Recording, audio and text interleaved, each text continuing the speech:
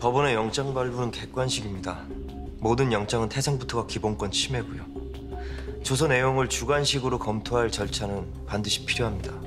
변호사님들은 이제 형사전문 변호사이시기도 하니까 그동안 영장 청구되는 과정을 많이 봤을 거잖아요. 그렇죠. 진짜 인권 침해의 느낌이 나나요, 좀?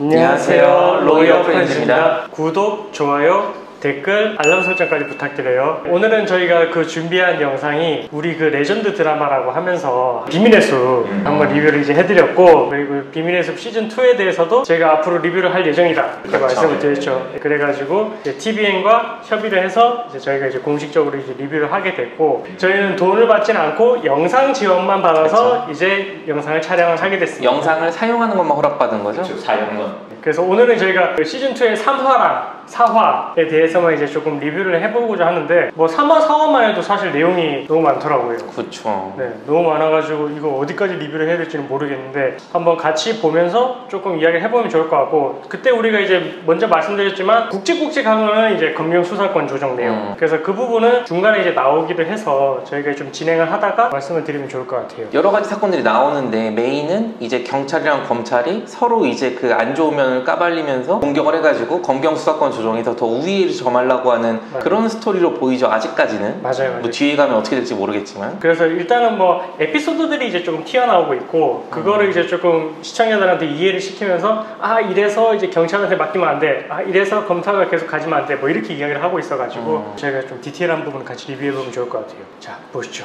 형님 첫째가 이번에 국제중 들어갔다. 예. 딸은 클래식 발레 형제고. 클래식 발렌지 돈 먹는 벌렌지. 아이 그것도 잘하니까 돈이 들어가죠. 우리 딸내미는 이 다음에 뭘 먹고 살려고 저러는지 모르겠어. 황 프로는 결혼 안 해? 그 실제 이거 궁금해하시는 분도 있을 것 같아요. 검사들 사이에 프로라고 부르는지. 어때요, 손프로, 손변? 저희야 뭐 검사가 아니라서 그런데 저도 이제 동기들, 지인들한테 좀 물어봤거든요. 정말 이렇게 프로라고 부르냐? 검사들도 동기들이 있으니까 자기들끼리는 그런 식으로 안 부르고 위에 상급자가 이제 부를 때 가끔씩 이렇게 부른대요. 제가 만약에 이제 이경민 변호사 상급자예요. 그러면 이 프로 또는 이 검사 아니면 그냥 이름 경민아 이런 식으로 이런 식으로 그냥 하는데 가끔씩 그냥 부른대요. 그런 식으로. 나 그냥 전문가에서 그냥 뭐 프로 이런 건 줄 알았더니 골프 잘 쳐서?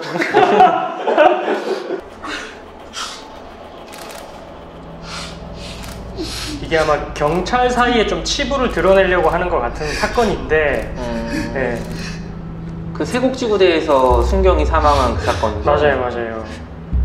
그래서 지금 이게 자살인지, 실제 자살로 결론이 났긴 했는데 지금 이제 내용에서는 타살의 의심이 있다 이러면서 이제 파헤쳐 가고 있는 거죠. 부검을 하네. 부검을 안 한? X라고. 부검 안 한다고?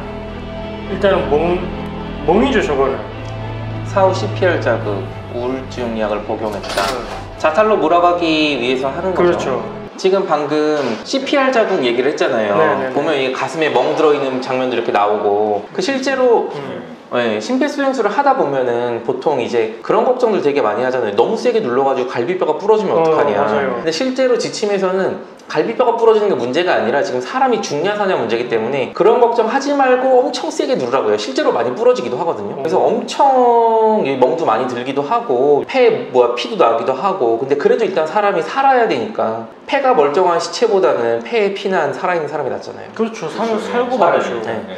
그래서 이제 정말로 이제 그 심폐소생술을 했다면은 아무래도 이렇게 그 심장 주변 요런데 뭐 누르는 자리가 있거든요. 여기 그 가운데 그 스터넘이라 그래가지고 이 가운데 이렇게 눌러야 되는데 뜬금없이 뭐 여기 옆구리라든지 여기 배 같은데 이렇게 멍이 들어있다. 그럼 이거는 심폐소생술이 아니라 누가 때린 거겠죠. 그러면 이제 그런 곳에 멍이 아니라 정말 우연히도 이제 CPR을 할 때 그 부위랑 그다음에 맞은 부위가 이제 비슷해서 이제 멍이 들어있으면 사실 그거는 좀 판가름하기가 쉽진 않겠네요. 그렇죠. 쉽지 않을 수도 있긴 한데 가운데만 계속 눌렀다면은 요 가운데를 기준으로 해가지고 주변에만 이렇게 점점 이렇게 뭐 상처가 퍼지는 형태일 텐데, 이렇게 빠바박 때렸다 그러면 여기 여러 군데 이렇게 상처가 남을 수도 있잖아요. 그렇죠.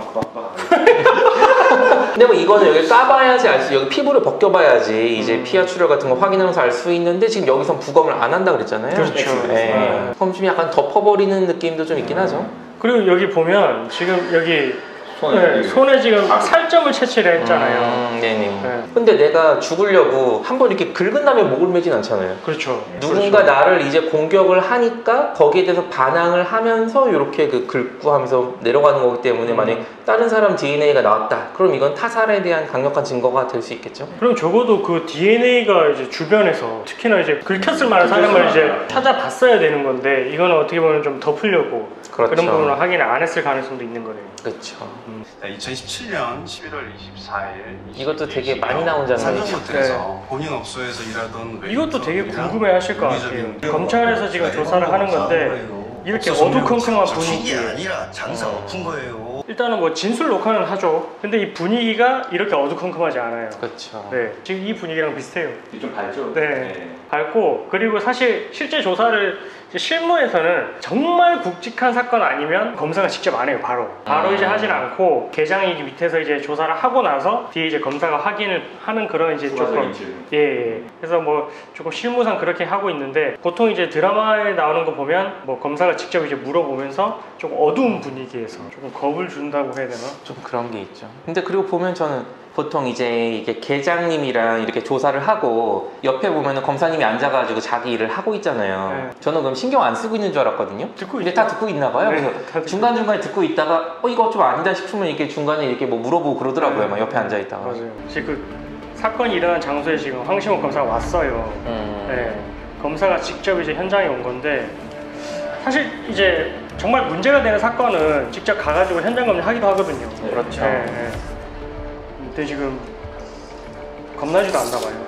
혼자 왔어. 근데 황시목 검사는 보면은 앉아서 서류 작업하는 시간보다 현장 검증하는 시간이 대부분인 것 같아요. 맞아. 일단은 그 목을 맸으니까 이제 높이를 이제 재보는 것 같고 그리고 진짜 되게 실행력이 높은 겁니다. 자기가 이제 체험을 또 해보더라고요. 네. 재현해보는. 근데 뭐 실행력도 있기도 하지만 황시목 검사님은 시간이 좀 많은 것 같아요. 제가 아는 검사님들은 이렇게 현장에 맨날 나가 있을 정도로 시간이 많지가 않거든요. 보통은 일이 많아가지고. 보통 이제 경찰이 해온 내용을 보고 이제 판단을 하죠.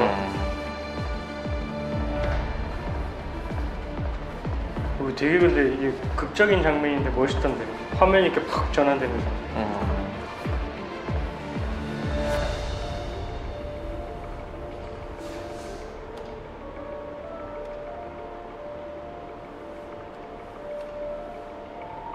이 장면에 대해서 어떻게 생각하세요? 저게 가능할 것 같으세요? 저는 물리적으로 불가능할 것 같은데요. 근데 이렇게 해서 죽는 경우가 있다고 배우긴 했거든요. 네. 이게 실제로 보면은 보통 이제 목을 맨다고 하면은 근데 다리가 닿지 않을 정도 높이를 많이 생각하잖아요. 보통 그렇게 생각하죠. 근데 실제로 뭐 대부분 이제 그 죽을 때가 되면은 본능적으로 이제 다리를 짚고 이렇게 무게를 지탱해서 살아나는 사람도 있긴 한데 실제로 죽으려는 의지가 굉장히 강한 사람들은 앉아가지고 지금 딱 저 자세로 사망하는 경우도 있어요. 근데 지금 여기서 똑같은 소리를 문고리 이렇게. 아, 예. 풀어주려는데 네가 뿌리치는 건지 뭔지 몸부림치더라. 그때 긁혔다. 만약에 다른 경찰들이 저 경찰을 죽인 거라면은 당연히 그 당하는 경찰을 일어나려고 열심히 노력을 했을 거잖아요. 근데 위에서 누르든지 했겠죠 아마? 그러면 이제 어깨 같은데 이렇게 뭐 상처가 생겼을 수도 있고. 근데 그런 거를 다 하려면은 부검을 해봐야 되는데 싹 다 지금 넘어간 거죠. 근데 뭐 어쨌든 이때 당시에 현장에 있었던 경찰들이 다 동일한 취지의 진술을 하는 바람에 그 혐의점에 대해서는 크게 이제 의심을 못했던 것 같아요. 우울증 약도 먹고 있었다고 하니까. 네, 지금 이제 1차 검경 협의를 위해서 먼저 황시목 검사가 앉아 있고 이제 그 위에 있는 그 두 부장검사는 이제 뭐 지금 여기가 감사원으로 돼 있거든요 위치가. 네. 이제 경찰은 자기네 쪽에서 하죠. 검찰은 검찰 쪽에서 하자 그러는데 둘 다 싫다고 하니까 그럼 제3의 기관인 감사원에서 하자 그래서 여기서 모이는 거고. 안녕하십니까. 황시목 검사는 먼저 여기 앉아서 기다리고 있고. 황시목 검사입니다, 단장님. 지금 여기 왼쪽에 그 보라색 자켓 입고 있는 분. 네. 이렇게 이분이 그 최빛 부장이죠. 그렇죠. 최비씨입니다. 경찰 쪽에서 이제 그 아무래도 주력으로 움직이는 사람이고 뒤에 있는 그 배두나 씨, 그쪽들 한여진 씨죠. 마찬가지로 최빛 부장을 도와가지고 같이 이제 뭐 검찰 쪽으로 아니 경찰 쪽으로 이제 권한을 좀 끌어올라는 사람이고. 그 뒤에 이 남자분은 이제 장건 씨라는 역할로 나오는데 이제 그냥 일선에서 그쵸. 현장에서 이제 하는 경찰로서 이제 현장의 목소리를 내기 위해서 온 사람이에요. 그렇죠. 오셨다는 얘기는 들었습니다. 그러네요. 아유, 아예 안 불하던가요. 어떻게 보면 되게 많이 불편한 불면 자리예요. 진짜 그렇죠. 네. 되게 불편한 자리. 실제로 조금 아이는 있으면 잘 둘이 양측이 아주 물어뜯기 시작합니다 이제. 애가 잘 있죠 그럼.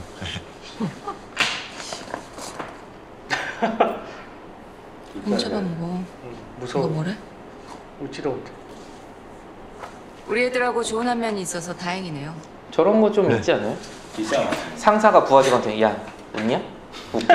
막 이런 거 아니에요 지금? 네, 두 부장검사님들이 이제 오고 계시죠. 네. 대검에서 하자니 쟤들이 싫대고. 여기 여기 왼쪽에 계시는 이분이 우태하 부장님이고, 네 여기 오른쪽에 계시는 쟤네들은 김사연 다 부장검사고, 지금 압수하는 저 경찰분이 이제 그 수사국장님. 네, 경찰 쪽이죠. 네네. 김사연입니다. 반갑습니다. 하나, 둘, 셋. 사이드로 갈수록 점점 이제 그 아래 G급으로 내려가는 지금 포메이션인데, 사업 검경 협의회. 네 이제 좀 있으면 피바람이 불기 시작합니다. 서로 그냥 뭐 쌍욕만 안 박을 뿐이지 표정으로 욕하고 그래요 이제 막. 이제 뭐 검경 이제 수사권 조정을 위해서 협의회를 열자 얘기를 해보자고 하는데, 보면은 이제 경찰이 잘못했다, 검찰이 잘못했다, 이런 얘기들을 하나씩 이제 서로 논박을 해요. 현 정부에서 국정개혁의 일환으로 많은 것들을 추진하고 있는데, 경검하고 관련된 건 크게 4가지. 수사 지휘권, 수사 종결권, 영장 청구권, 이 3개를 개정하는 거고, 마지막으로는 고위공직자 비리 수사처. 지금 여기서 검경 수사권 조정에 있어서 가장 핫한 이슈가 뭐냐 해서 정리를 해줬죠. 네. 수사 종결권, 영장 청구권, 그리고 수사 지휘권. 근데 지금 여기 첫 번째 협의회에서는 그 영장 청구권에 대해서 많이 얘기를 해요. 종결권이랑 수사권에 대해, 지휘권에 대해서는 이제 다음 에피소드에서 나올 것 같은데, 영장 청구권? 영장을 내가 내준다 안 내준다도 아니고 그냥 뭐 청구하는 것도 권리가 있어야 되나요? 지금 어쨌든 검사가 일단은 영장을 청구할 수 있게 되어 있거든요. 네. 그렇기 때문에 그래서 이제 경찰에서는 1차적으로 이제 검사한테 이제 이거를 청구를 해주세요 이렇게 신청을 이제 해서 올리는 거고, 그래서 검사가 이거를 판단을 해보고 이거는 영장을 청구를 해야 되겠다 싶으면 이제 재판부에 이제 요청하는 거죠. 그러면은 경찰이 이제 범인 수사를 하고 구속을 시키고 싶어도 내가 구속영장을 바로 신청할 수 있는 게 아니라 검사한테 그 청구를 해달라고 부탁하는 거잖아요, 경찰이. 그러면은 나는 판사한테 구속영장을 받을지 말지를 물어보고 싶은데, 판사한테 가기도 전에 중간에 검사가 커트해버리면은 가지도 못하는 거잖아요, 지금. 그래서 그거 가지고 지금 이제 엄청 싸워요, 여기 가운데서.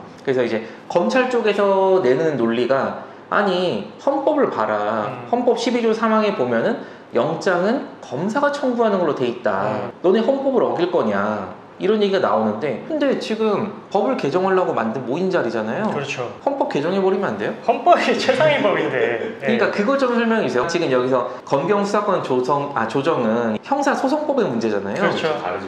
근데 형사소송법이랑 헌법이랑 있으면 헌법이 더 센 거예요? 헌법이 이제 법의 근원이라고 할 수 있고, 그 밑에 이제 법률, 뭐 명령, 뭐 규칙 이렇게 내려가잖아요. 그렇기 때문에 입법을 한다 아니면 뭐 법률을 개정한다 이런 내용은 사실 이제 이 형사소송법에 관련된 이제 이런 내용을 개정을 한다 아니면 뭐 추가를 한다 이렇게 이제 보시면 되고, 헌법 자체를 이제 건드리는 의미는 아닌 거죠. 그러면은 형사소송법에서 영장은 경찰도 청구할 수 있다라고 바뀐다고 하더라도 헌법에는 검사만 청구할 수 있다고 돼 있으면은 형사소송법이 헌법을 어긴 위헌적인 법이 돼버리니까 그렇죠. 효과가 없는 거죠. 그렇죠. 못하죠. 네.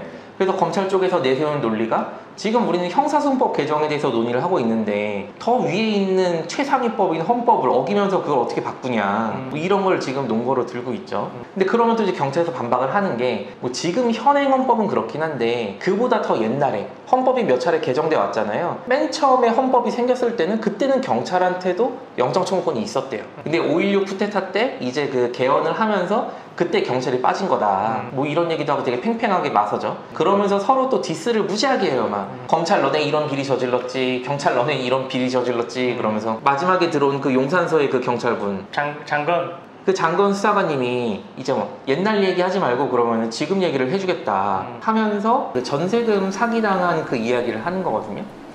그러니까 지금 딱 보면은 되게 오른쪽에 계신 여자분은 열심히 돈 모아가지고 살아가는 그런 뭐 소시민 이런 느낌이잖아요. 그래서 열심히 돈을 모아가지고 전셋집 계약을 하려고 했는데 집주인인 줄 알았는데 그 집주인이 가짜였던 거예요. 원래 집주인은 월세로 집을 내놓고 그 다음에 그 집주인은 따로 있는데, 가짜 집주인이 이제 그 부동산 중개인이랑 짜가지고 월세로 나온 집을 전세로 나온 집이라고 거짓말을 한 거예요.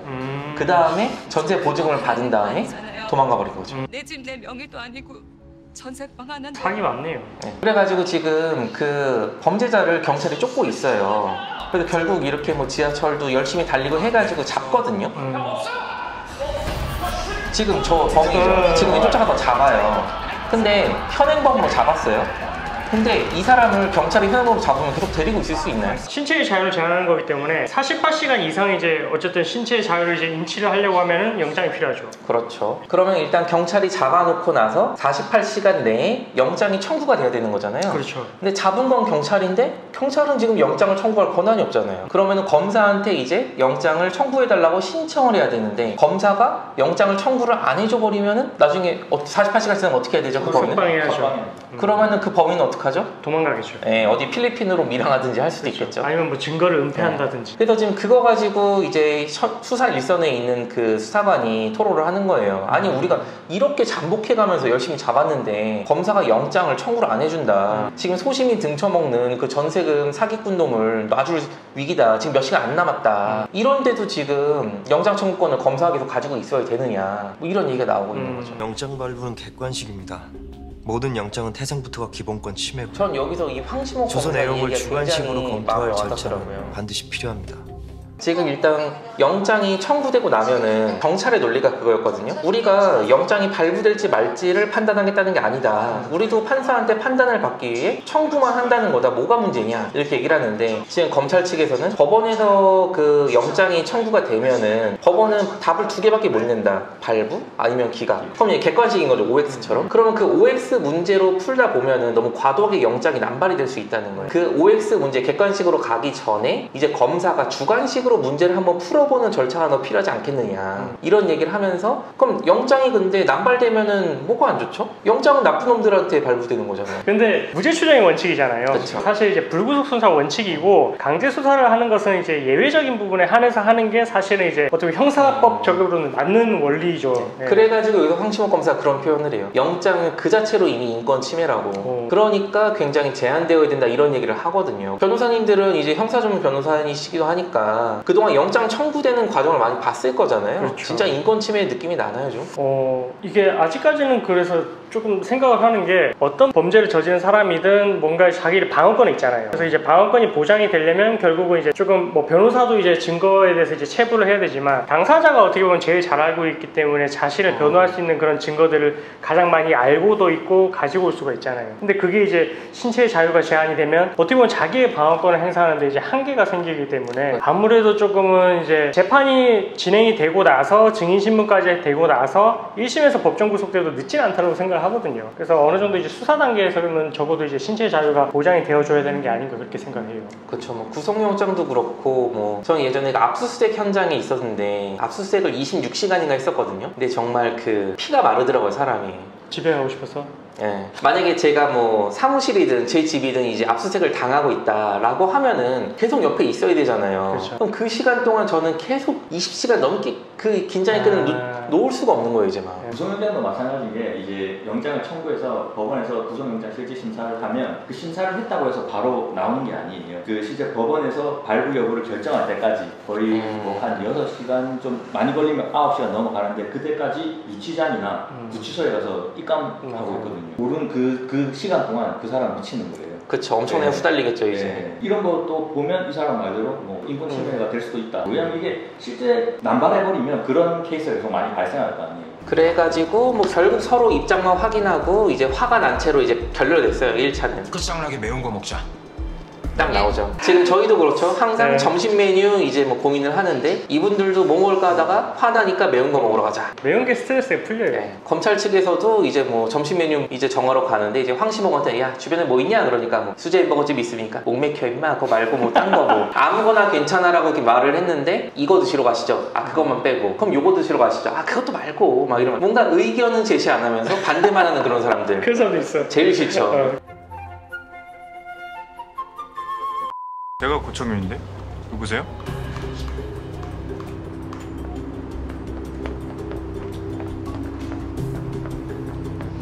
지금 여기 나오는 분이 그 고순경이라는 분인데 그 세곡지구대에서 예전에 그 사망하신 그 경찰분 있잖아요. 네. 그 분을 괴롭히던 그 뇌물수수했던 그 유흥업소랑 유착이 있던 그 경찰들의 재판에 참고인으로 나왔던 그 당시 세곡지구대에 이분은 있었던 분이에요. 본청분이. 근데 그래가지고 이제 한여진 씨가 털러 왔죠. 지금 그 서동재 검사가 그 사건을 타려고 하고 있으니까 그렇죠. 최비 부장이 네가 먼저 가서 알아봐라 어떻게 된 건지. 내가 여기 이런 일은 서동재 씨가 잘하네. 서동 씨가 진짜 능력 있는 검사예요. 여기서 되게 야비하게 그려지는데 보면 능력 되게 있고 수사 되게 잘하고 잘 파고 막. 서동재 씨는 잘 생겨가지고 얼굴만으로도 용서가 되는 사람이에요. 수트핏도 되게 좋아요. 머리숱도 엄청 많고. 머리도 진짜 많다고요. 진짜 많아.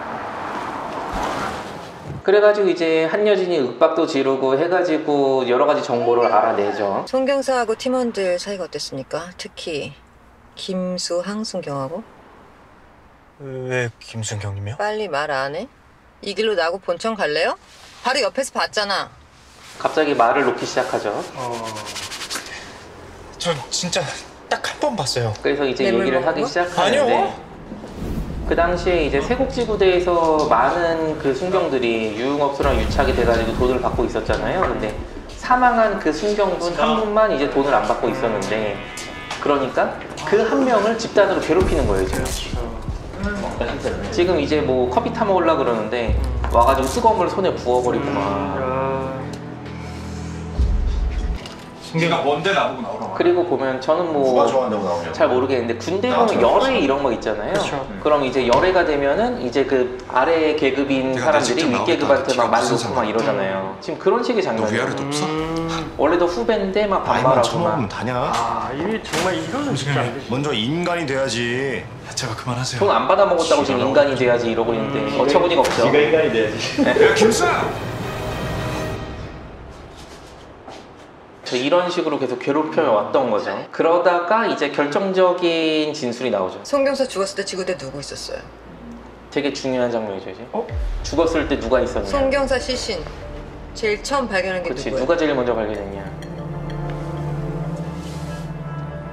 원래 우울증이 심하셨어요. 밑밥을 깔죠. 자살이라고. 집단으로 괴롭히던 조원들한테 둘러싸여져서 죽었습니다. 발견 시각은 새벽.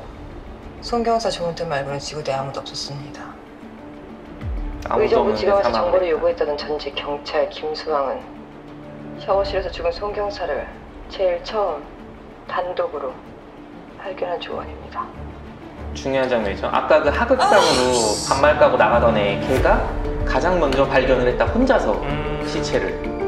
그리고 그 당시에 당직하던 사람들도 다 돈 받아먹던 사람들이었다. 냄새가 풀풀 나죠.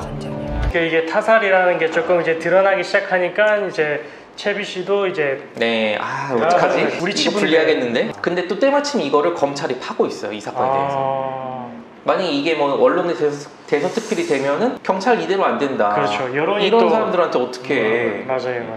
이렇게 이제 또 하나의 단서를 남기면서 다음 화를 기대되도록 잘라버리죠. 궁금하게 딱 만들었네. 역시 비밀의 숲답네요. 그런 말도 있더라고요. 그 비밀의 숲 1에서 사실 이제 가장 임팩트 있었던 건 이창준 검사장. 그래서 이창준 씨가 다시 살아나도 아무 말 안 할 테니까 살려달라고 작가님한테 살려달라고. 근데 그거는 진짜 반전이 엄청 났었죠. 킹스맨에서도 살아났잖아요, 콜린 퍼스. 그러고 보니까 여기 중간에 보면은 이제 그 한조그룹 전 회장님이 있는 집에 아직 밝혀지진 않았는데 누가 약을 먹고 있는 거 아니냐 이런 장면이 나와요. 서동재 검사가 쓰레기통을 뒤져가지고 약병을 찾아요. 근데 나중에 알고 보니까 약 먹고 있는 게 이창준이었어요. 그러니까 살아있었어. 죽은 걸 위장해놓고. 진짜 비밀의 숲이네. 그러면 진짜 대박 반전이지. 야, 진짜 뒤에 뭐가 있을지 모르겠는데 끝까지 보시면 아마 진실을 볼 수 있을 것 같아요. 네, 오늘은 저희가 그 검경수사권 조정 관련해가지고 계속해서 이제 서로의 치부가 조금 드러나고 있고 그런 게 이제 검경수사권 조정에도 반영이 되어 가고 있는 그 내용까지 살펴봤고, 그래서 이때까지 내용도 보면은 현실과 부합하는 점이 좀 많이 있는 것 같아요. 이 작가님께서도 그런 거를 좀 드라마에 투영을 시켜가지고 지금 현재의 분위기하고 조금 녹아들게 그렇게 하셔가지고 조금 더 이제 검경수사권 내용에 대해서 드라마를 보시면 이런 내용이었구나 이렇게 좀 더 와닿으실 수 있을 것 같아요. 비밀의 숲 앞으로도 좀 많이 애청해 주시면 좋을 것 같고, 레전드 드라마니까 다들 재밌게 보시겠죠? 그렇죠. 그래서 저희도 이제 기회가 닿는다면은 또 추가적인 내용, 변호사의 시각에서, 법조인의 시각에서 바라보는 또 리뷰를 또 하고 찾아뵙도록 하겠습니다. 네, 오늘도 영상 시청해 주셔서 감사합니다. 감사합니다.